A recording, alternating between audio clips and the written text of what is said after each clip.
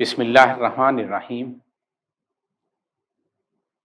ام المومنین حضرت عائشہ صدیقہ رضی اللہ عنہا سے روایت ہے، وہ فرماتی ہیں کہ حضور اکرم صلی اللہ علیہ وسلم افطاری میں جلدی فرماتے اور سحری میں تاخیر فرماتے۔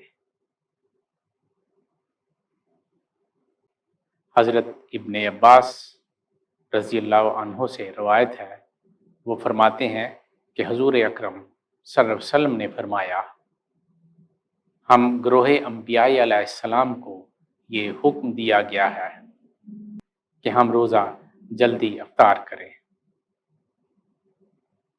سحری کو تاخیر سے کریں اور نماز میں دایاں ہاتھ بائیں ہاتھ پر رکھیں۔ ابن حبان اور دارقطنی نے اس کو روایت کیا ہے۔